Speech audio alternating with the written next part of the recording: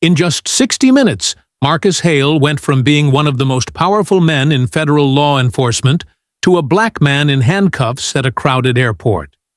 What began as a routine walk through Dominion International turned into a viral moment of humiliation, truth, and consequence.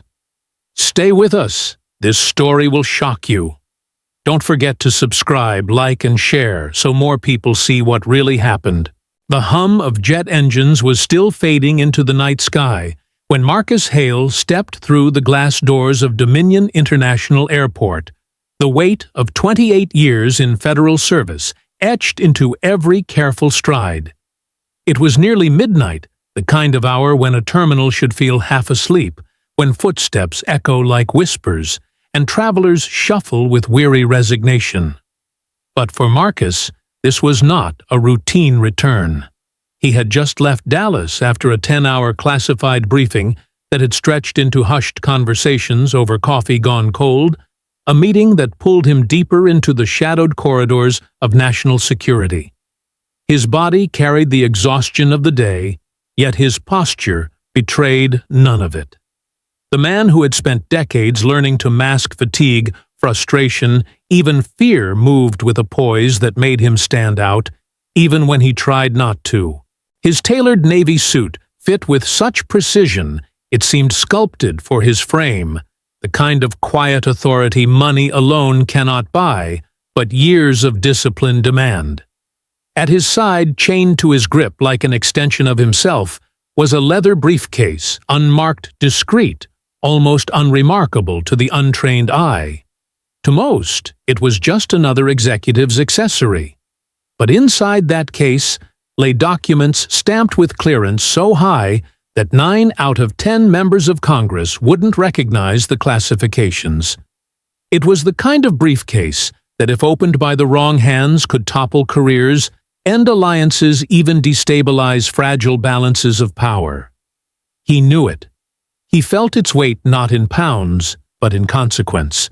Marcus moved across the polished concourse, his shoes clicking against marble floors that gleamed under the airport's harsh fluorescent lights. To a casual observer, he might have seemed untouchable, an executive traveling alone. Eyes-focused shoulders squared his presence as deliberate as the ticking of a metronome. But beneath that facade of composure, Marcus was tired. Tired of late flights, tired of being pulled from one crisis to another, tired of watching the nation he served wrestle with divisions that cut deeper every year. He longed for silence, for the quiet sanctuary of his car, waiting outside the hot shower that would peel away the day's strain, the rare moment of solitude in a world that demanded every ounce of him. Yet even as those thoughts floated at the edge of his mind, he remained alert. His eyes scanned the terminal the way a soldier surveys a battlefield, subtle, unhurried, but thorough. 30 years in law enforcement had trained him to read intent from the twitch of an eyebrow, the way shadows bent the pause of a stranger's glance. And that was when he saw them. 2 airport police officers lingering near a service kiosk, their postures too casual to be casual. Sergeant Travis Cole, tall and square-jawed, leaned against the counter with an air of seasoned arrogance. At his side stood Officer Dylan Riker, younger, leaner, the kind of eager energy that hadn't yet hardened into cynicism, but already bent toward obedience. Cole nudged his partner with the faintest motion of his elbow, a gesture so slight most would miss it. But Marcus caught it instantly, the subtle watch this that prefaced trouble. Their eyes followed him not with routine vigilance, but with a curiosity sharpened by something uglier. He could almost hear their thoughts, too polished, too confident, too black to move through this terminal at midnight without raising suspicion. He felt the weight of their gaze pressing against his back, like a hand testing boundaries, probing for weakness. Still, Marcus kept his stride steady, his breathing measured. "Breathe," he reminded himself. "Do not give them what they want. Do not react." This was the game he had played too many times before, the unspoken test of dignity versus provocation. To give them a reaction would be to step into the snare they were already setting. So he pressed forward each step, deliberate, the briefcase swinging slightly at his side. The rhythm of his movement, calculated, calm. Yet beneath the surface, a storm was gathering. That briefcase, the one thing he would never surrender, wasn't just a container of files. It was a symbol of his life's work. Inside were encrypted reports from field operatives in regions the public thought peaceful cybersecurity updates that could shape the nation's defenses, classified transcripts from foreign partners who trusted him personally with their vulnerabilities. Every page inside bore the quiet signature of his responsibility. Losing it wasn't an option. Allowing unauthorized hands near it was unthinkable. He knew what was coming before it arrived. The smirk on Cole's face, the restless glance in Riker's eyes, they were already writing a script in which he was the problem, the anomaly to be explained, the body to be searched. The meridian air outside the glass doors was thick with humidity, heavy with the promise of summer storms. Inside the terminal was bright sterile, yet charged with a tension Marcus could feel threading through his skin. He thought of Dallas, of the briefing table littered with half-empty coffee cups and files marked with red stamps of secrecy. He thought of the faces across that table, men and women who trusted him not only with information, but with judgment. And here he was, at Dominion International, a man in a suit, a briefcase at his side, suddenly just another traveler walking straight into suspicion. He adjusted his cufflinks not out of vanity, but out of ritual, a reminder to himself of control. He had faced interrogation rooms, hostile foreign counterparts, congressional hearings that tried to shred him down to bone. He had endured whispers that his rise in the Bureau was more token than talent, that his seat at the table was charity rather than merit. He had answered every whisper with work, every doubt with precision, every insult with unflinching resolve. Tonight all of that armor was wrapped around him, stitched into the very threads of his Navy suit. But armor only mattered if you knew when to use it and when to stay utterly still.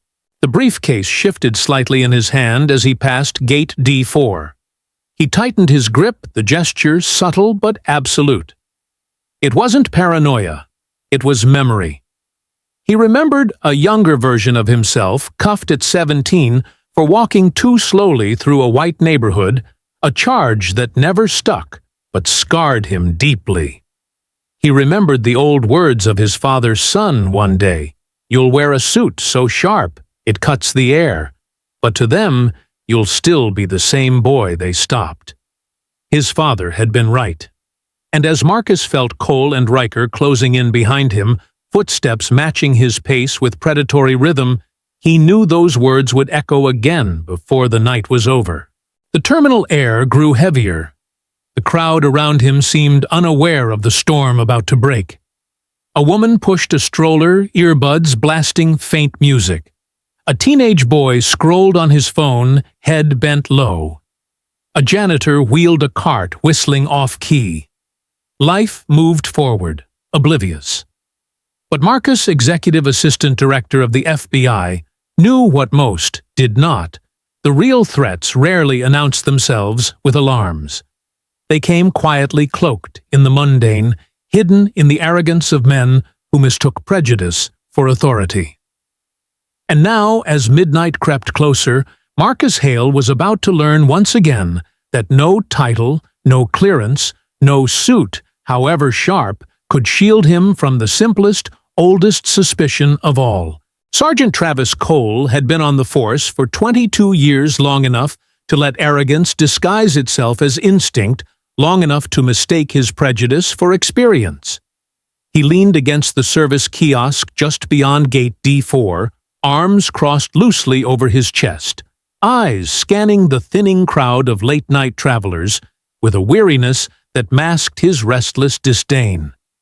At his side, Officer Dylan Riker stood straight-backed shoulders, taut with the eager energy of a man only 3 years into the job, still too green to separate his own judgment from the shadow of his mentors.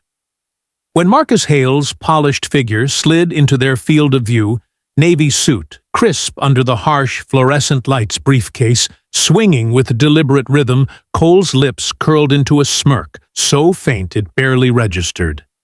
He nudged Riker with his elbow, the subtle signal of watch this. To most, Marcus would have appeared as nothing more than a high-ranking professional returning home after a long day's work. To Cole, he was a puzzle to dismantle. "Too clean for this hour," Cole muttered, voice low, words dripping with that practiced skepticism he wore like armor. "Nobody strolls through here looking like a boardroom king at midnight, unless they're hiding something." Riker followed his gaze, eyes narrowing, unsure of whether to question or simply mirror the suspicion. He caught the gleam of Marcus's briefcase, the way the man's posture commanded attention without seeking it, and in that moment, doubt flickered across his features. But doubt was not what Cole wanted from him. He wanted obedience affirmation, the reflection of his own cynicism in the younger man's eyes. "He's just a suit," Riker offered carefully as if testing the words. Cole chuckled darkly. "Yeah, a suit carrying a secret."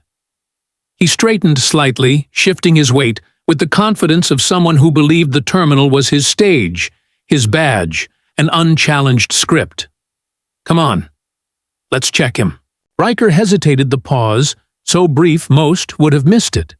But inside that split second lay the quiet tension between training and prejudice, between the oath to protect and the temptation to profile. Marcus Hale had given them no reason for suspicion, no erratic movements, no furtive glances, no hint of wrongdoing. He walked like a man who belonged because he did. Yet in Cole's eyes, the very fact that Marcus belonged too seamlessly was the problem. Authority carried too easily in his stride. Respect was too ingrained in the way he held himself. And most of all, his skin was too dark to wear power so comfortably without drawing contempt. They peeled away from the kiosk footsteps, sinking as if rehearsed, trailing Marcus, with the kind of casual menace that was meant to provoke. Cole's jaw tightened, a sneer forming as he muttered just loud enough for his partner to hear, "Man thinks that sweet makes him untouchable." Riker nodded more out of habit than conviction, his eyes flickering between Marcus's measured stride and the heavy briefcase at his side. For Riker, the briefcase was the symbol, something valuable, something that might justify suspicion, if only because it looked important. But for Cole, the symbol was Marcus himself, the audacity of a black man walking with such quiet certainty, commanding presence without permission, wearing dignity as if it were tailored into the very fabric of his suit. Cole didn't need a report. He didn't need a call from dispatch. He didn't need probable cause. What he needed was the story he had already told himself.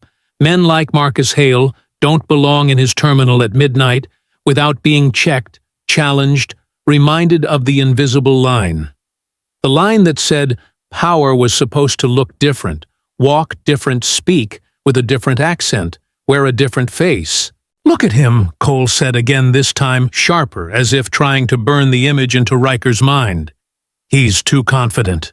Riker swallowed the words heavy in his throat.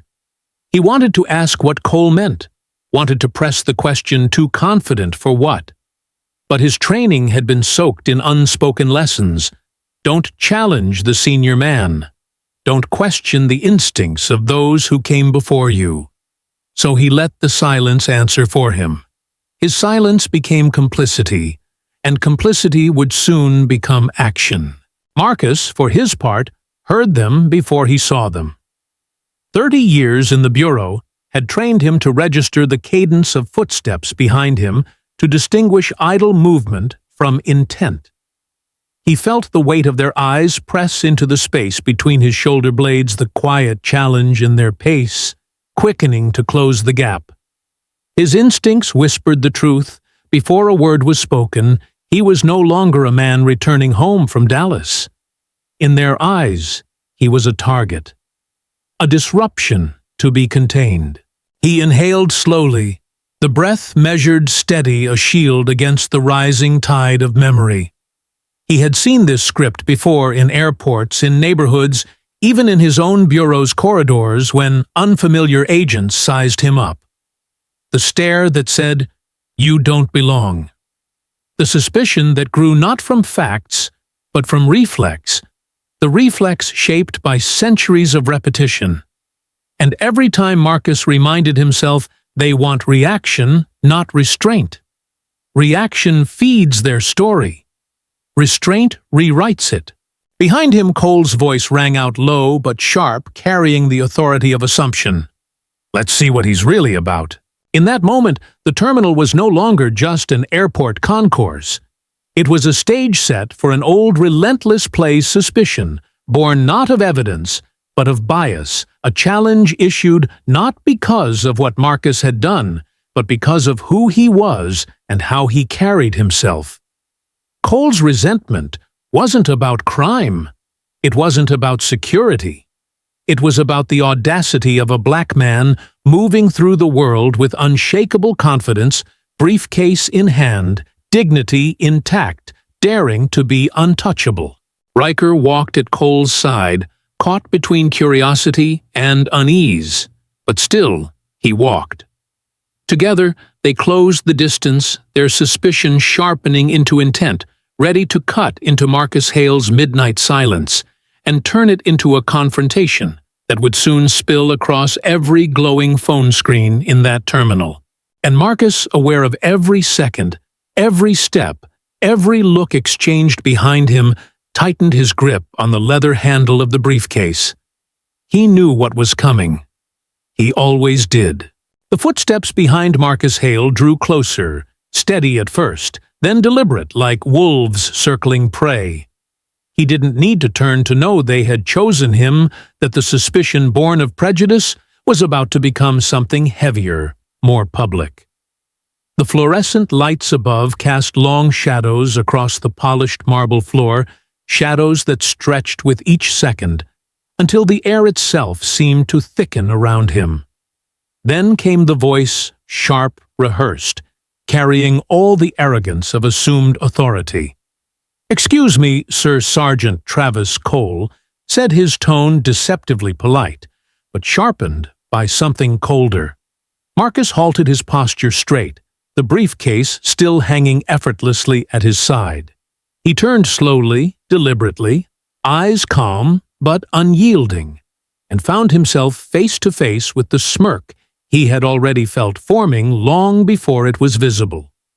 Officer Dylan Riker loomed just behind Cole, his stance tight, eager, mimicking the authority he had yet to earn. "Just you tonight?" Cole asked, his eyes narrowing gaze running over Marcus's suit, as though it were evidence of a crime. "Yes," Marcus replied, his voice controlled, deep measured.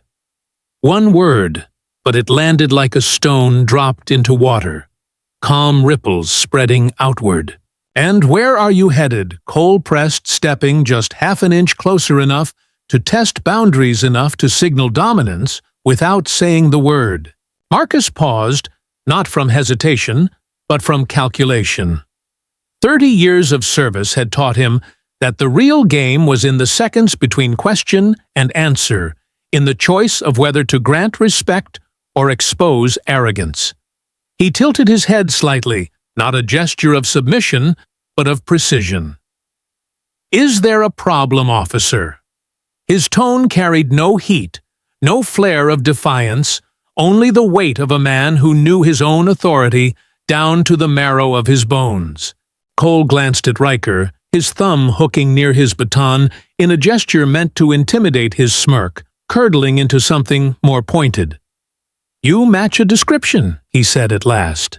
Marcus raised one eyebrow, his gaze steady. "And what description is that?" Cole's voice slowed, each word dripping with insinuation. "Black man, 50s, expensive suit, carrying a briefcase." might be carrying something sensitive. The way he said the word sensitive twisted it into an accusation stolen, dangerous criminal.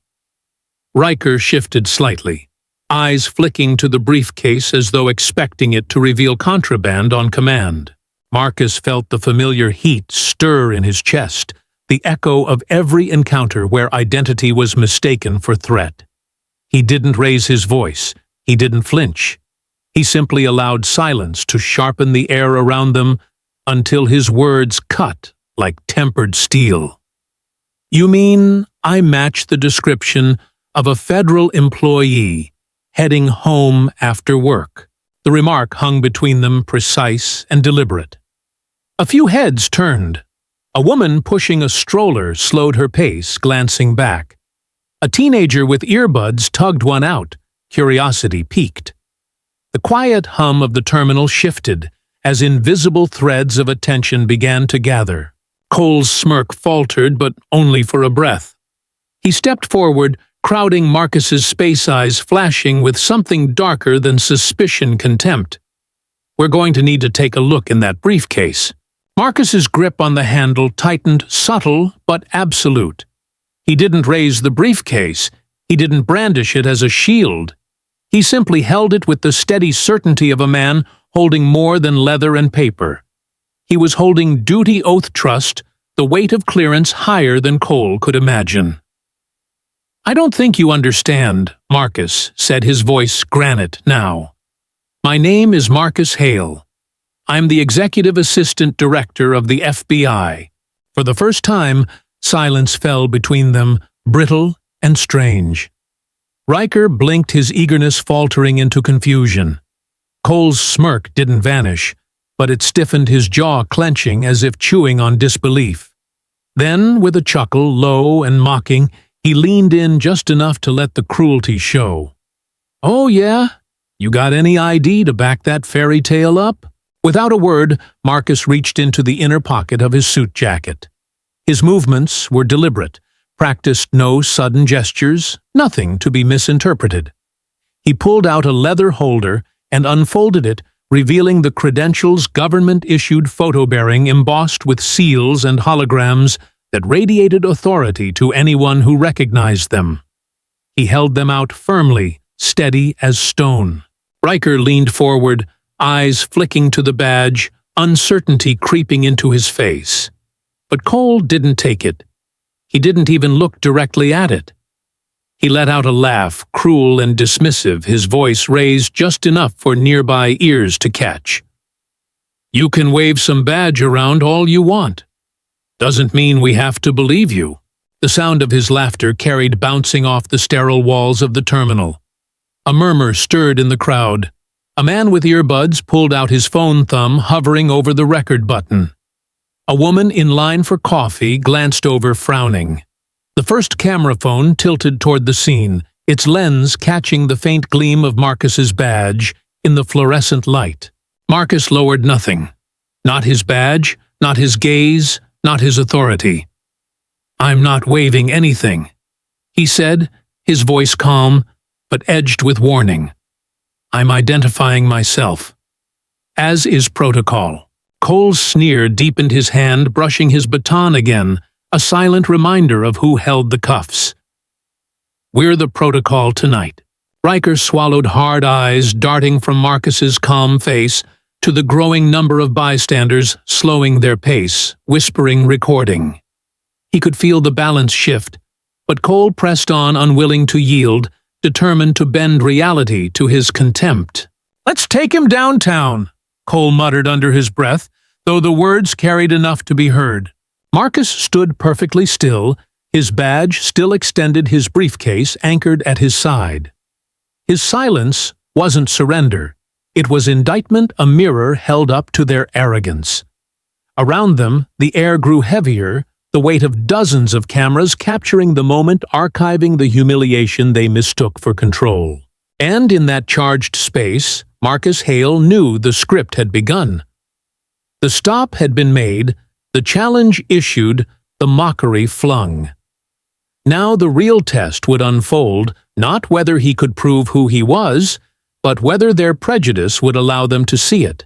The air inside Dominion International seemed to shift, as if the sterile chill of the terminal had been replaced by something thicker, heavier, alive with tension. Marcus Hale stood tall, credentials still extended in his steady hand, but Sergeant Travis Cole's mocking laughter rolled across the concourse like static, and Officer Dylan Riker's nervous posture betrayed the storm building behind the facade of authority.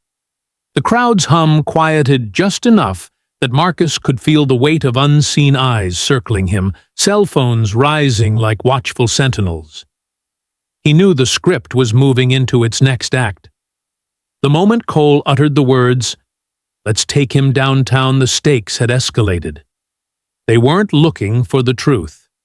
They were looking for submission.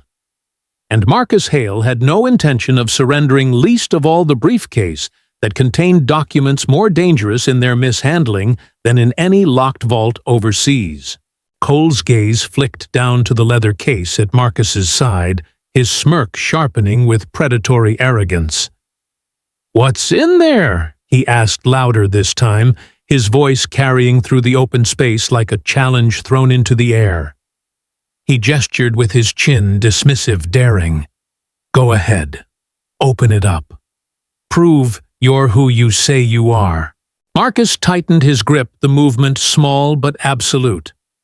"This case," he said, his voice steady, "contains classified material. Materials you do not have clearance to touch, let alone search. You have no authority here." For a flicker of a second, silence rippled between them. Riker's brows knitted, his gaze darting to the briefcase, then to his partner. The young officer's uncertainty was written plain across his face, but Cole seized on Marcus's refusal like a spark catching dry tinder. His smirk collapsed into a snarl, his voice rising half an octave as he spat the word that was meant to poison the crowd's perception. Combative. The accusation echoed sharp and ugly, a distortion of reality meant to tilt the balance. He said it loud enough for the phones to catch it, for the stroller-pushing mother now standing still, to hear, for the teenager already filming to capture on shaky audio. Combative, Cole repeated, taking a step closer. Shoulders squared, chest puffed like a man certain his badge was shield enough against the truth. Marcus didn't move, his voice calm as still water cut through the air. "I have not raised my voice. I have not moved against you. I have complied, identified myself, and provided credentials. The only aggression in this terminal is your presumption." Riker shifted on his feet, nervous energy betraying his inexperience. His hand hovered near his own belt, the word protocol already forming on his lips like a lifeline. He parroted it almost desperately, his voice thin against Marcus's gravitas. "We're just following protocol, sir." The way he said "sir" trembled between respect and condescension, as if the title could both mask and excuse the violation. Marcus tilted his head, his eyes narrowing ever so slightly. "Protocol does not give you the right to fabricate suspicion. Protocol does not allow unlawful search of classified material. And protocol does not give you license to redefine calm as combative." His voice rose only slightly, just enough for the cameras to catch the resonance of authority, not outrage. But Cole, stung by the clarity, doubled down. "You're refusing a lawful request. That's obstruction." He said it louder, chest out, the kind of projection designed not for truth, but for audience. The growing crowd murmured now, their voices like a low tide creeping in. Phones were raised higher.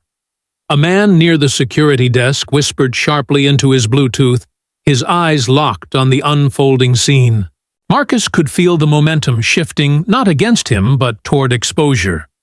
Every word Cole barked was not a demonstration of authority, but a display of fragility, and fragility, when recorded, became evidence.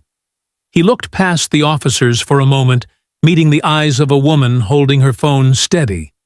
Her lips parted in disbelief. He didn't nod, didn't gesture, but in that instant, he communicated what the phones would show. The truth was already out of their control. Cole misread the stillness. To him, Marcus's refusal to flinch was fuel for escalation. He leaned forward, his face close enough that Marcus could smell stale coffee on his breath. "You think that badge makes you untouchable? Out here in my terminal, I decide what's protocol." Riker, emboldened by his mentor's rising volume, repeated again. "We need to take you in for questioning. Protocol." But this time, his voice wavered, betraying that he was no longer sure if he was repeating the rules of the department or just echoing Cole's prejudice. Marcus allowed a moment of silence, then spoke with precision, each word carved like stone. "You are not trained to handle what is in this briefcase. You are not authorized to detain what I carry. If you continue, the mistake will not just stain your careers, it will ignite consequences you cannot contain." The crowd murmured louder. The man with the Bluetooth now openly filmed. The stroller mother, her voice trembling but firm, called out, "Why won't you just look at his ID? He's showing you." Cole snapped his head toward her, barking, "Keep moving, ma'am. Nothing to see here." But there was everything to see. Phones had multiplied 10, 20, 30 cameras, raised red lights blinking each one an unblinking witness. The sound of recording clicks filled the air like a swarm of insects, buzzing relentless. Cole's voice grew louder, more insistent, his bark now fueled by the creeping awareness that the narrative was slipping from his grasp. "Hands where I can see them!" Cole shouted suddenly, a command that boomed through the concourse. It was no longer about Marcus Hale's credentials. It was about controlled, dominant spectacle. Marcus didn't raise his hands. He didn't yield. He let the silence stretch until every camera, every ear, every watching eye felt the tension coil tighter. "I am not resisting," he said, his voice carrying the weight of a man who had spoken under oath more times than Cole had written reports. "I am standing." And then the terminal erupted not in chaos, but in the quiet storm of collective realization. The crowd knew what they were seeing. They whispered in tones of disbelief, of anger, of recognition. One teenager muttered into his phone, "He's FBI, man." "They're messing up." Cole's jaw clenched, his hand twitched near his cuffs. Riker swallowed hard, his gaze darting nervously to the cameras, then back to the man standing before him as still as a mountain. For all their bluster, their stage was no longer theirs. The escalation they had engineered had slipped from intimidation to indictment, the weight of their words. Now evidence against them, their every move etched into digital permanence. And in the center of it all, Marcus Hale did not falter. He held his briefcase. He held his silence. He held his ground. The escalation belonged to them. The dignity belonged to him. The moment broke like glass under a hammer. Sergeant Travis Cole, his jaw clenched tight with the false courage of an audience he could no longer control, lunged forward, closing the inches between himself and Marcus Hale. With one swift, practiced movement, Cole seized Marcus's right arm and twisted it behind his back. The motion, sharp, cruel, meant to assert dominance. Pain shot through Marcus's shoulder, but his face betrayed nothing. Not a wince, not a cry. His expression remained carved in stone, a mask of unshaken dignity, even as the force of the grip reverberated through his body. The leather briefcase, once anchored firmly to his hand, slipped free. It struck the marble floor with a hollow, thunderous thud, a sound that seemed to echo far louder than its weight. The latch rattled metal against stone, and the briefcase lay there like a fallen standard, a symbol of trust and authority, discarded by ignorance. Gasps rippled across the terminal, sharp intakes of breath rising above the sterile airport soundtrack of boarding calls and rolling suitcases. A woman's hand flew to her mouth. A teenager's whispered, No way leaked into the air. The stroller mother, now frozen, clutched her child closer, her phone raised higher. Dozens of cell phones tilted forward at once, like a chorus of silent witnesses, lenses unblinking, capturing every humiliating second. The spectacle was undeniable. Marcus Hale, Executive Assistant Director of the Federal Bureau of Investigation, wrenched like a petty thief, paraded like a criminal under the flood of fluorescent lights. Officer Dylan Riker moved next, his nerves betrayed by the way his fingers fumbled at his belt. The metallic click of handcuffs being drawn out rang clear, far too loud for such a small device, puncturing the thick silence of the onlookers. His movements lacked Cole's brutality, but carried the same complicity. He latched the steel around Marcus's wrists, the cold bite of the cuffs digging into skin that had once signed orders affecting national security, skin that had shaken the hands of presidents and foreign heads of state. Each ratcheting click of the cuffs was an insult, a denial, a rewriting of truth. Still, Marcus did not resist. His body remained upright, shoulders squared, his silence radiating power even as the steel cinched tight. He didn't thrash, didn't raise his voice, didn't plead. He simply stood, his back straight, his eyes forward, as if he were the judge and they the accused. His restraint transformed the scene. What was meant as humiliation became revelation. Every phone recorded not a man defeated, but a man exposing without words the smallness of those who thought shackles could shrink dignity. Cole, emboldened by the act, leaned in, his breath hot, with the stench of stale coffee, his voice a mutter meant to sting. "You have the right to remain silent." He said the phrase hollow, empty, a parody of the law he claimed to enforce. His tone carried no respect, no reverence, just mockery, as though the rights he recited were a joke when applied to this man. Marcus's lips pressed into a thin line, but when he spoke, his voice was steady, low, a quiet thunder. "Do you have any idea what you're doing? You are unlawfully detaining a federal official on United States soil." His words hung in the air, resonant, undeniable. The crowd stirred again, murmurs weaving together into a chorus of disbelief. A college student whispered, "Did he just say federal official?" Another voice, firmer, a man in a business suit, muttered, "That's Marcus Hale. I've seen him testify on C-SPAN." Recognition flickered across the gathering faces. The story had shifted. The humiliation was no longer Marcus's. It was theirs, written in real-time broadcast through 100 cameras that cared nothing for badges or bluster. Riker's hands trembled as he stepped back, his eyes darting nervously from the cuffs to the badge Marcus had shown minutes earlier, now lying ignored on the floor like discarded evidence.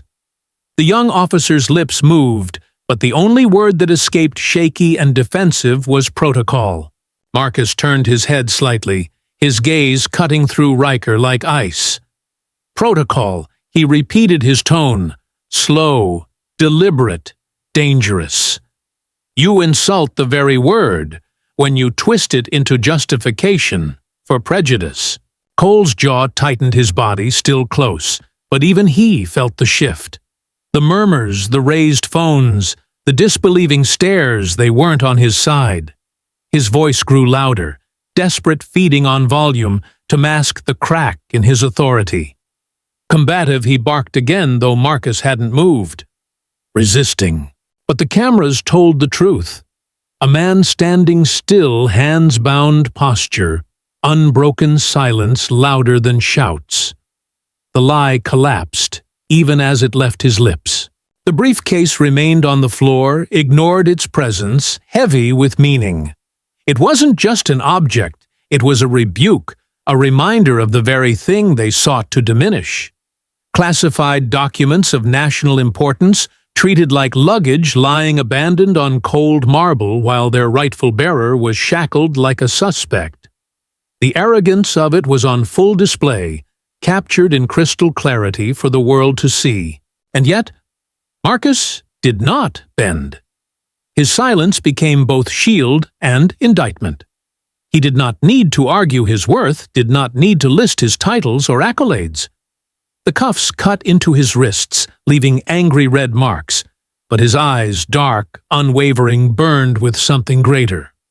They said what words could not, that dignity cannot be cuffed, that truth does not yield to humiliation, that power drawn from prejudice collapses when exposed to the light. The concourse had transformed. No longer just an airport terminal, it had become an impromptu courtroom, with Marcus standing as both defendant and judge, the crowd serving as jury, and the phones, relentless, unblinking, serving as recorders of truth. And in that courtroom, the verdict was already writing itself not in statutes or paperwork, but in pixels and whispers that would travel farther faster than any official report. Cole straightened, still gripping Marcus's arm tightly, his own chest heaving with the exertion of his self-made drama. He glanced around, suddenly aware of the dozens of witnesses who weren't moving on as he commanded. His authority had faltered. His stage was no longer his own. But his pride would not allow retreat, and so he held tighter the pressure of his grip, not only on Marcus's arm, but on his own collapsing credibility. And Marcus, silent, bound, unyielding, let him. Because sometimes the greatest weapon against humiliation is not resistance, but exposure. And exposure, Marcus knew, was already underway. The sound of the handcuffs locking still hung in the air when the brief silence broke. Not from Marcus Hale, not from Cole's barked orders, but from the restless shifting of a crowd no longer content to merely watch. Phones hovered like a constellation of cold eyes, their lenses unblinking, and in the middle of it all, Marcus stood motionless, cuffed his briefcase, abandoned on the floor. Cole adjusted his grip, puffing his chest, as though the weight of authority still sat on his side. But even he could feel it. The balance of the scene had begun to tilt. And then it happened. Officer Dylan Riker, nerves stretched thin by the gaze of too many strangers, stooped to the floor and picked up the leather holder that Marcus had produced earlier, the credentials Cole had waved off as theater. His hands trembled as he turned the badge over once, then again, the holographic strip catching the fluorescent light in a shimmer that couldn't be faked. His jaw slackened. For the first time since the confrontation began, the young officer's confidence cracked, replaced with something raw and undeniable fear. His throat worked as he swallowed hard, his eyes darting to Marcus's photo. The embossed seal, the federal insignia, burned into the leather. "Ah, Sergeant," he whispered, his voice so thin it nearly dissolved into the noise of the terminal. Cole, still holding Marcus by the arm, didn't glance back. His arrogance was armor, and he wasn't ready to let it slip. What he snapped, his tone sharp, impatient. "This—" Riker stammered, his fingers fumbling as he turned the credentials again. He lowered his voice, but the tremor carried. "This looks real." Cole finally shifted, annoyance painted across his face. He yanked the badge from Riker's hand with unnecessary force, his knuckles whitening as he turned it over. His eyes flicked from the photo to Marcus's face, then back down. Once, twice. He stared at the raised seal, the hologram that gleamed under sterile light, the details no knockoff could mimic. For a split second, just a flicker. The smirk that had been his weapon since the start slipped into hesitation. It was their raw and unguarded panic. Marcus didn't move. He didn't speak. He simply held his ground, cuffed, but not conquered, his silence heavier than any accusation. In that silence, Cole's arrogance withered, exposed not just to Marcus, but to the dozens of witnesses now leaning forward, their murmurs swelling. "Wait! He's FBI," someone whispered from the crowd. "I told you that's him," another voice replied, stronger. I saw him testify on TV last month." The whispers spread like wildfire, buzzing, overlapping. They handcuffed a director. That's a federal official. They didn't even check his ID first. The air thickened with disbelief, outrage, and the sharp edge of recognition. Then the supervisor arrived. She came rushing down the concourse, her blazer slightly askew, her face tight, with the look of someone who knew disaster when she saw it. "What in God's name is happening here?" she demanded, her voice slicing through the murmur.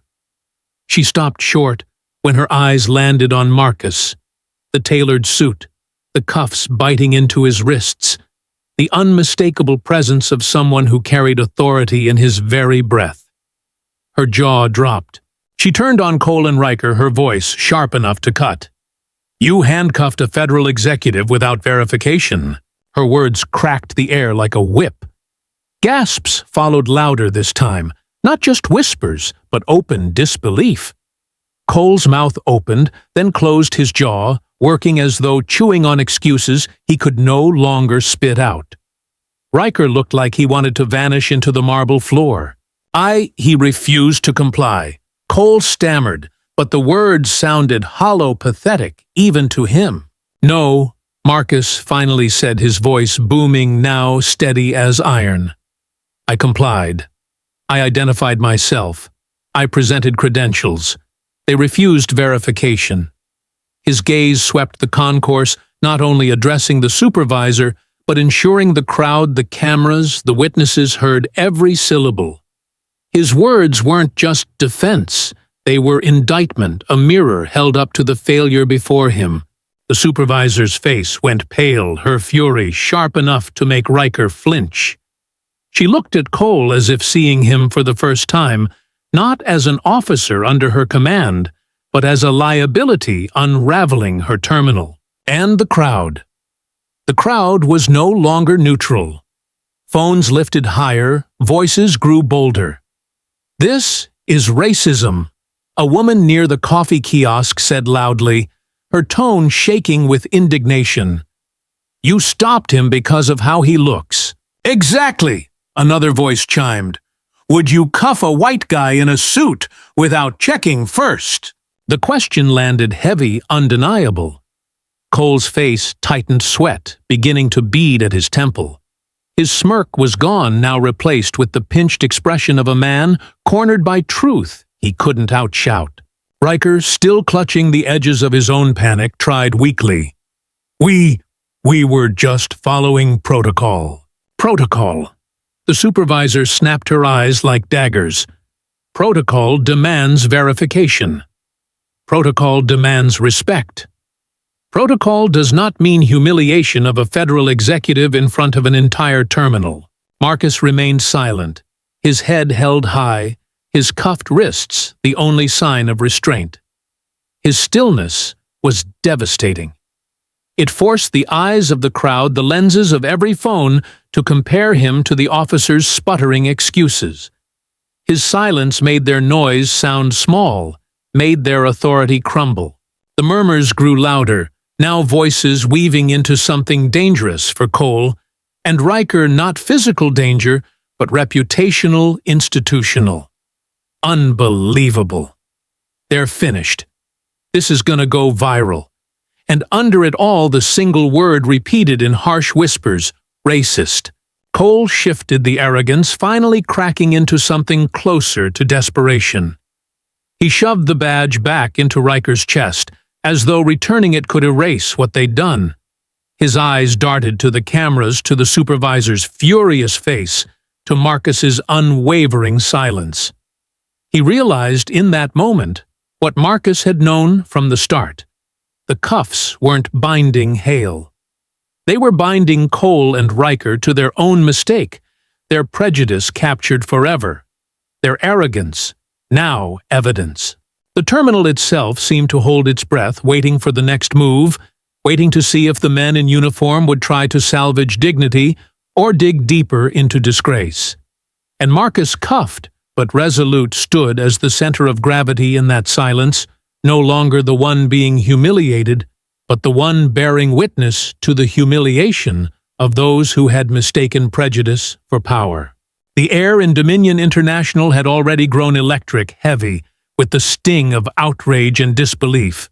But when the first ripple of movement cut through the crowd, a pair of dark-suited figures striding with purpose, the atmosphere shifted from tense curiosity to something sharper, more dangerous. The crowd instinctively parted phones, rising higher lenses locking in, as three more joined them in a precise formation that carried no trace of hesitation. Their lapel pins glinted under the sterile light, their earpieces flickered, their eyes cold and scanning. National Security Division. To most travelers, they were little more than rumor, the whispered shadow of federal enforcement that operated above ordinary jurisdiction. But Marcus Hale knew them well. They were the men and women who answered only to the highest clearance, who moved with the speed of inevitability. "Step aside," the lead agent commanded, his voice hard as flint. He was tall, jaw set like stone, his suit crisp and unyielding. His gaze locked on Marcus, first cuffed and steady, then snapped to Cole and Riker, his face a mask of restrained fury. "Deputy Derector Hale." "Sir, are you injured?" The title struck the air like a gavel. Deputy Derector.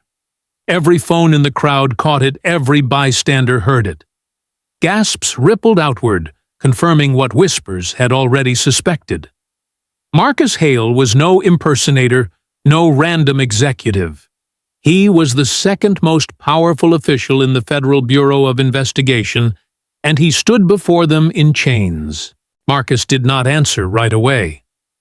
His silence was deliberate, punishing a mirror reflecting the absurdity of what had been done to him. He met the agent's eyes, then gave a slow shake of his head. "I'm fine," he said finally, his tone flat, almost weary. But the cuffs on his wrists, the angry red marks they left, told another story. "Get those off him! Now!" The agent's command cracked through the concourse like a thunderclap. Cole hesitated. For the first time in his 22 years wearing a badge, he found his grip frozen, his authority questioned not by a civilian, but by a higher power he could not intimidate. His arrogance faltered his jaw, working as though chewing on defiance he no longer dared to voice. Riker, pale and visibly shaking, fumbled for the keys, dropping them, once the clatter loud and humiliating. He bent quickly, picked them up, and unlocked the cuffs with trembling fingers. The steel fell away, clinking against the marble floor, but the marks remained etched into Marcus's skin like proof. The lead agent's radio crackled suddenly sharp against the silence. "Unit Charlie 9 copy. Code 542. Mishandling of high-priority personnel. Confirm location." The words spilled into the terminal, amplified by the quiet repeated again, as another voice confirmed copy code 542. Riker's lips moved. "What's 542? His voice cracked with the brittle edge of someone who already knew he wouldn't like the answer. Cole didn't respond. His throat bobbed as he swallowed, his eyes darting toward Marcus, then back to the team surrounding them. He knew. 542 wasn't just a code. It was career-ending, life-changing. It was the official stamp that said you had mishandled not just a case, not just a suspect, but the very chain of command itself. It was dereliction of duty against someone who outranked you beyond measure.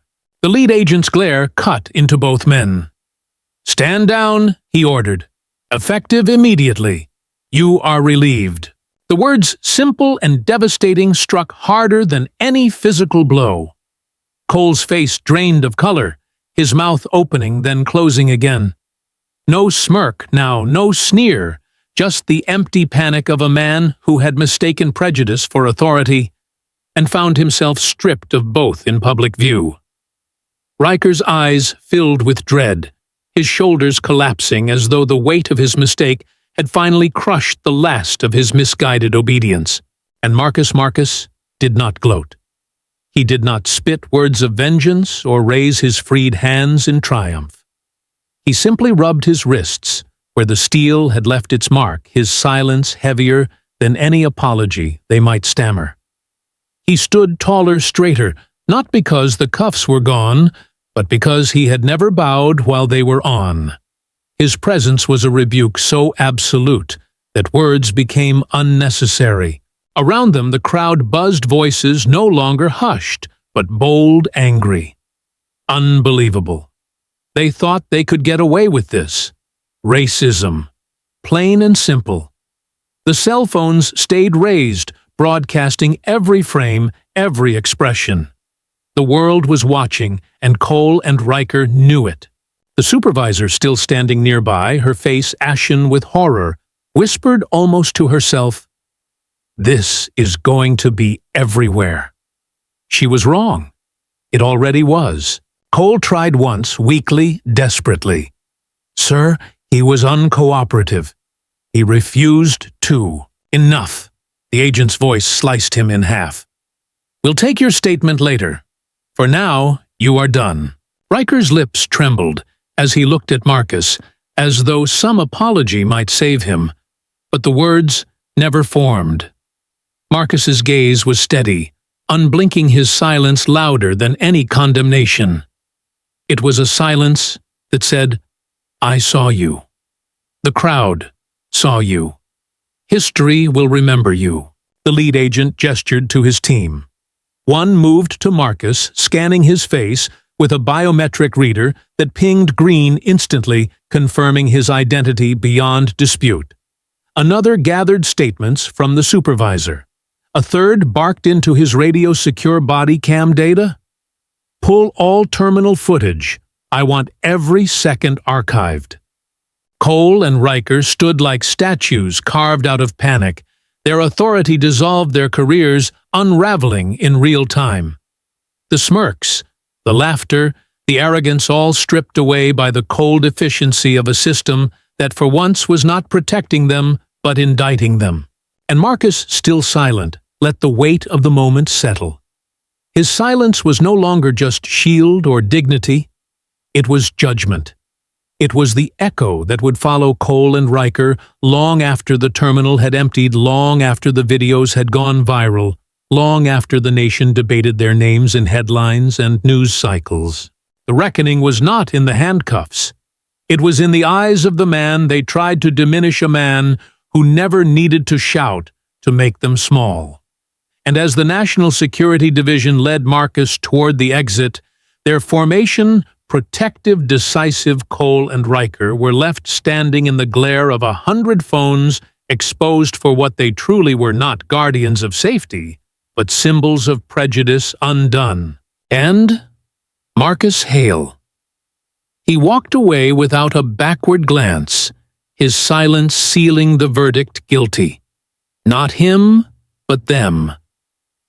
The morning sun had barely crested the skyline when Marcus Hale stepped behind the podium at FBI headquarters, the seal of the Bureau gleaming like polished brass on the wall behind him. It was 8 o'clock, sharp, less than 12 hours since he had been forced into handcuffs in front of strangers at Dominion International Airport, and the world already knew. The footage had traveled faster than any official statement, dozens of phones capturing his humiliation from every angle, uploaded within minutes, dissected and debated by millions before dawn had broken. Some headlines called it the airport incident. Others used words like racial profiling and abuse of power. But none of those voices, none of the endless commentary, carried the authority of the man now standing at the podium. Cameras clicked like cicadas in summer heat. Reporters leaned forward, pens poised their faces taut with expectation. The silence before he spoke was heavy, the kind of silence that comes when a nation knows it is about to be confronted with a truth it can no longer ignore. Marcus did not bring a script. He did not lean on a teleprompter. He placed his notes face down on the podium untouched and raised his eyes to meet the room. His posture was deliberate, composed, the faint red marks of the handcuffs still visible on his wrists, though he made no attempt to hide them. For a long moment, he said nothing, letting the cameras and the murmurs churn. And then his voice, deep calm, carrying the weight of decades, filled the room. "Let's not waste time." He began, his words measured, each syllable deliberate. "You've seen the footage." The statement landed like a stone dropped in water, rippling outward, silencing even the restless click of cameras. "Last night," he continued, his gaze sweeping the room, "I was detained. I was handcuffed. I was accused of impersonating a federal official." He paused, the faintest trace of fatigue lining his eyes, but his voice did not waver. "Despite identifying myself, despite showing my credentials, my words were dismissed. My badge was mocked. My identity questioned. And why?" He leaned forward slightly, his tone sharpening not with anger, but with clarity that cut sharper than rage. "Because I am a black man. Because I carried a briefcase. And for some, that was enough to see not a public servant, not an official of this government, but a problem. A threat." Gasps rippled across the press corps, though no one was truly surprised. The words were confirmation of what the footage had already suggested, spoken now by the man himself. Marcus let the silence breathe again before continuing, his voice, dropping lower, drawing the room closer. "Last night I was not Marcus Hale, the deputy director of the FBI. I was just a black man in a suit. And that was enough." The sentence hung in the air like smoke, inescapable, undeniable. The cameras surged, shutters clicking, rapid-fire reporters scribbling furiously. But Marcus didn't flinch. He had spoken those words not for the record, but for the conscience of a nation. "This is not about me," he said, straightening his tone, softening slightly. "I will recover from last night. I have resources. I have a platform. I had witnesses with phones to capture the truth. But I am standing here today because I know millions of others do not." His eyes swept the room again, deliberate, piercing. They do not have a badge to pull from their jacket. They do not have cameras to prove their innocence. They do not have a press conference the next morning to reclaim their dignity. For them, humiliation is the end of the story, not the beginning. He allowed that truth to sink in, his words spreading like slow fire. "I am not asking for apologies," Marcus said, his voice deepening, his cadence steady as a drumbeat. "I already received them on their knees when they realized consequences were at their door. But regret that comes from shame is not conscience. And if we only learn after we are exposed, then we are not learning at all." The press corps sat in silence, pens motionless, now caught between reporting and simply absorbing. "What happened to me last night," he continued, "wasn't about one mistake. It was about a system that too often sees suspicion before it sees service, stereotype before it sees humanity. It was about the reflex to control rather than the duty to protect. That reflex does not vanish on its own. It must be retrained.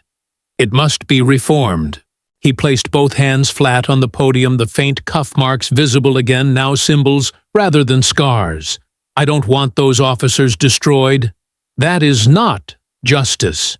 What I want is for every officer, every recruit, every supervisor to be trained not just in law, but in seeing. Seeing a human being before seeing a suspect. Seeing the weight of service before assuming guilt. Seeing what is there, not what prejudice imagines." The words landed like hammer blows, softened by conviction. "I am calling today for mandatory reform and retraining across every agency, every department, every precinct. Not as punishment, as survival. Because this isn't just about dignity. It's about safety, ours and theirs. A culture that teaches suspicion before sight endangers us all." He let the words settle, his gaze, steady, his voice calm. "Last night, wasn't about me. It was about the blind spot that still endangers us all. Silence followed heavy, unbroken, until the first reporter's voice cracked through sharp trembling with urgency. "Deputy Director Hale, do you forgive the officers?" Marcus didn't look at the reporter. He looked at the room, at the cameras broadcasting his face into millions of homes. Forgiveness, he said, his voice slow, deliberate, is a choice. But accountability is not. Last night, accountability was forced by phones, not conscience. That is the real tragedy. Until conscience leads us, we will repeat this story again and again. He stepped back from the podium, then no questions, no follow-ups. His message was delivered carved into the air like stone, leaving reporters scrambling to capture the gravity of what had been said. The silence he left behind was not emptiness. It was weight. The weight of a truth no one could turn away from. As he walked off the stage, the cameras followed his figure steady, unbowed. Behind him, the podium remained empty, but the words he had spoken filled the space, echoing beyond the walls of the bureau, spilling into headlines, broadcasts, and living rooms across the country. The public statement was not a defense. It was a mirror. And in it, the nation saw itself not just one man in cuffs, but a pattern repeated too many times to ignore. And Marcus Hale, silent now, let the echo carry. The fallout came swiftly, as fallout always does when arrogance collides with exposure. Less than 24 hours after Marcus Hale's press conference, the official announcement arrived: Sergeant Travis Cole and Officer Dylan Riker were suspended indefinitely, stripped of badges, weapons, and public authority, pending a full review. The news broke before the ink dried on the paperwork. Networks replayed the footage side by side with Hale's words, the image of a man in a suit with his wrists cuffed, seared into the national conscience. It was no longer just a viral clip. It was evidence. The Bureau's statement was terse clinical procedural misconduct failure to verify unlawful detention of high-priority personnel. But behind those sterile words was a deeper truth. Their careers, as they had known them, were over. Cole responded with fury, Riker with silence. Both men had stepped into the same trap, but where one clung to pride like a drowning man to driftwood, the other began to wonder if redemption was possible. For Riker, the suspension hit like a slow collapse. He was young, only 27, with just 3 years on the force, a mortgage barely signed, and parents still proud enough to send screenshots of his name in the department newsletter. He had thought the badge made him part of something larger, something honorable. But standing in front of Marcus Hale, fumbling with keys, while cameras caught every shake of his hands, he had felt that honor slip through his fingers. He replayed it endlessly, the moment he picked up Hale's credentials, the shimmer of the holographic seal, the sudden recognition that everything Cole had mocked was true. And still he had cuffed him. Still he had parroted protocol. The shame pressed into him heavier than the suspension notice. And so, when the Bureau quietly opened applications for a pilot program on bias awareness and corrective training, Riker submitted his name. No fanfare. No announcement. Just a quiet, desperate attempt to learn how to be better than the man he had followed blindly. Cole's reaction could not have been more different.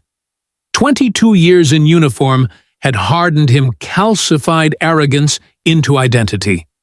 To admit failure was to unravel the very foundation of who he was.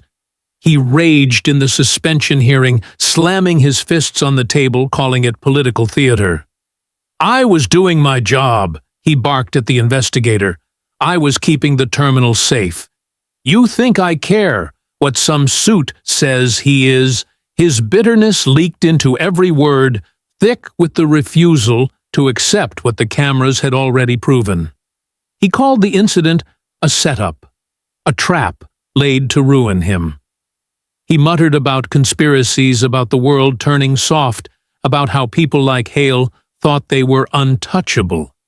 His refusal wasn't courage, it was denial, brittle and hollow. When offered the same bias awareness program Riker applied for, Cole scoffed, "I don't need a lecture on what I already know." In that moment, his path was sealed. He would not seek redemption.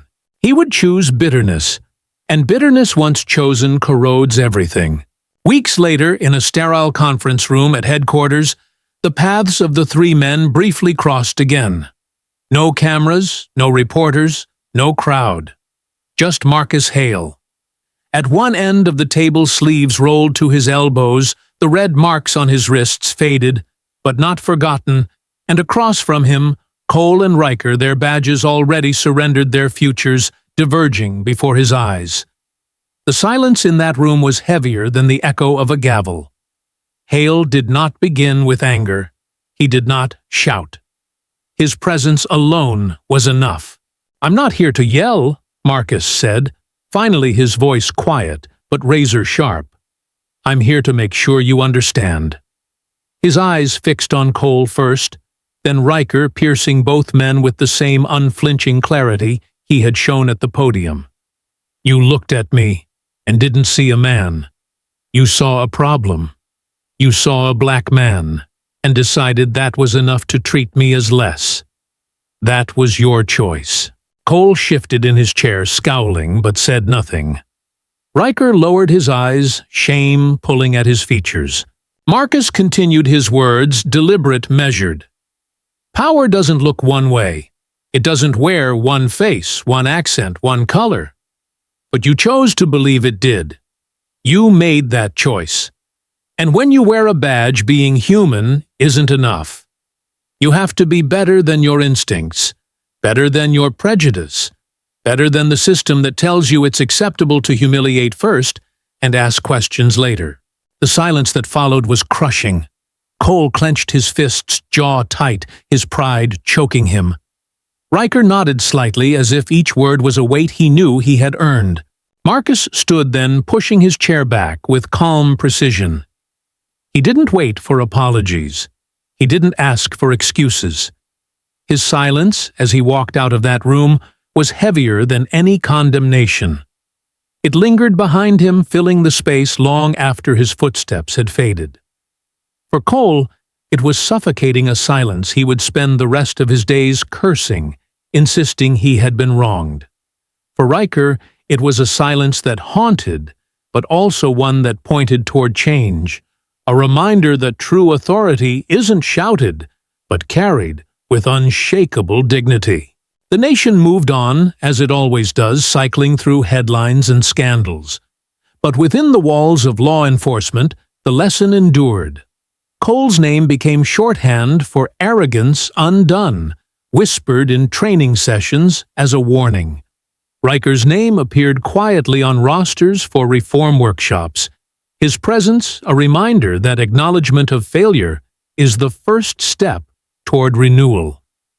And Marcus Hale. He never spoke of the meeting again. He didn't need to. His silence had already written the final chapter.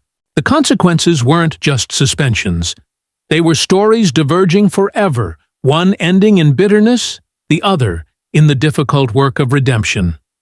Both men, bound for a moment by the same mistake, walked away in opposite directions, their futures shaped not by the cuffs they placed on Marcus Hale, but by how they responded when the truth finally unshackled them. And in the middle of it all, the man they tried to diminish proved the simplest, oldest truth of power: it doesn't shout. It doesn't gloat. It doesn't demand. True power stands tall in silence, leaving others to reckon with the echo it leaves behind. In the end, the story of Marcus Hale is not just about one man in a navy suit and a leather briefcase. It is about a country still struggling with the same blind spot, how authority too often confuses dignity for defiance, how bias becomes reflex, and how silence, when carried with discipline, can become the sharpest indictment of all. In just one night, in less than 12 hours, we watched a decorated deputy director of the FBI reduced to suspicion, simply because of the color of his skin and the quiet authority in his stride. But we also saw something else, the power of exposure. Dozens of cell phones raised in an airport concourse became the shield he didn't need to lift, the witness he didn't need to summon. Their recordings turned humiliation into evidence, arrogance into indictment, and silence into truth. For every Marcus Hale who can call a press conference the next morning, there are thousands of others whose voices never carry beyond the humiliation, whose names never reach a headline. That is the lesson here. We cannot wait for viral moments to remind us what justice should already demand. If America is to be stronger, if we are to be safer, then accountability cannot rest on shame. It must rest on conscience. That means reform, retraining, and the courage to confront the prejudice in our institutions and in ourselves. It means choosing to see people as humans before we see them as suspects, and refusing to let arrogance in uniform write the script for dignity. And it also means you, the citizen, cannot be silent. Because silence, in the face of injustice, is complicity. And complicity writes the next chapter of failure. So if this story moved you, if it angered you, if it made you think about how fragile power can be, and how strong dignity always is, then act. Share this story. Talk about it at your table. Use your voice, so others are not left voiceless. And right now, take one small step. Subscribe to this channel, like this video, share it with 5 friends. Because every share, every click, every conversation adds weight to a movement that says enough. Enough humiliation. Enough denial. Enough silence. Together we can turn this story from a single man's burden into a nation's resolve.